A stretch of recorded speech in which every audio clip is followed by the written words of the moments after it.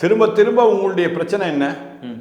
உங்களால மக்களுக்கு பிரச்சனை தான் வருதே தவிர மக்களுக்கு நல்லதே நடக்கலை இது வரைக்கும். அப்படிப்பட்ட சூழ்நிலையில உங்களுக்கு ஒரு கட்சி தேவையா? என்னுடைய கேள்வியா தான். கட்சியே தேவையா? தேவையே இல்லை. நீங்க ரசிகர் மன்றமா நடத்திட்டு போங்க.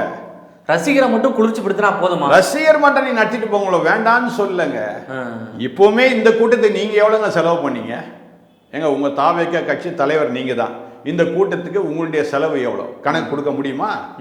அவருடைய பாக்கெட்டில் எவ்வளோ போச்சுன்னு கணக்கு கொடுக்க முடியுமா? இதுவுமே வேற யாரோ தான் செலவு பண்ணுறாங்க. அதை யார்ட்டு அவங்க எடுக்கிறாங்கன்னா திரும்ப தாவேகா தொண்டர்கள் இடத்துல தான் வாங்குறாங்க அந்த காசை. சரியா? இந்த தொண்டர்களுக்கு அந்த அறிவு இருக்கு, பக்குவம் இல்லை. அறிவு இல்லை, பக்குவம் இல்லைங்க, அறிவு இல்லைங்க, அறிவு இல்லை. அதாவது அவர் ஒரு நல்ல நடிகர். அவர் நடிப்பை குறித்த நான் எந்த குறையும் நான் சொல்லல. அவர் இருக்கிற துறையில நல்ல துறை அவர் இருப்பது, அதை நான் குறை சொல்லல.